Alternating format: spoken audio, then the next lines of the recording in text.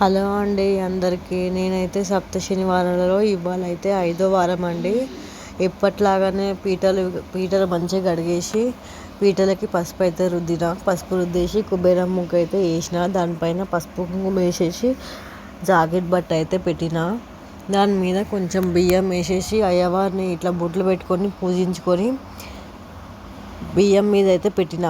ఒట్టిగానైతే నేను పెట్టాను, బియ్యం పైననే పెట్టిన అయ్యవారిని.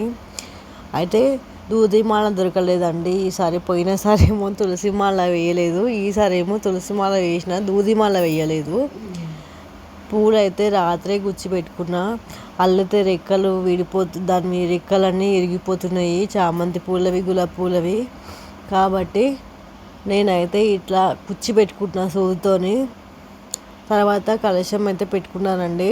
కలశంలో ఒక వక్క, ఒక ఖర్జూరం, కొన్ని అక్షంతలు వేసి, ఒక రూపాయి బిల్లు వేసి అయితే కలశం పెట్టుకున్నా. తమలపాకు పెట్టేసి కలశం అయితే పెట్టుకున్నా. తర్వాత గౌరమ్మని అయితే చేసి పెట్టుకున్నా. ఏ పూజ అయినా కానీ వినాయకుని పూజ తర్వాతనే కదా.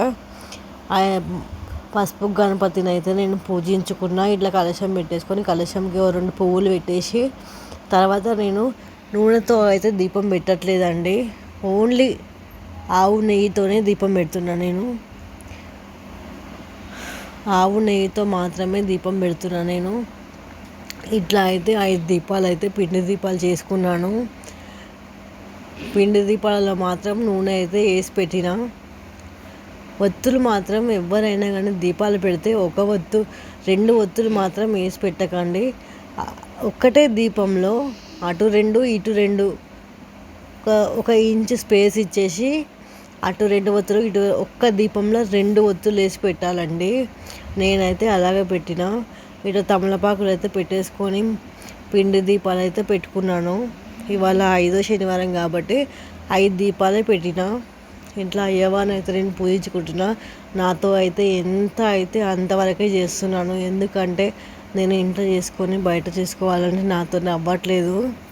కానీ ఒక కోరిక మనది నెరవేరాలంటే కంపల్సరిగా పాటించాలండి. ఎవరైనా సరే ఒకటి మనసులో అనుకుంటే అది ఖచ్చితంగా కావాలంటే దానికి మనం గట్టిగా సంకల్పం తీసుకొని ఉండాలి. సో ఇట్లయితే 5 దీపాలు పెట్టుకున్న తర్వాత కొబ్బరికాయ పెట్టుకున్నాం. వడపప్పు మాడకం అంటే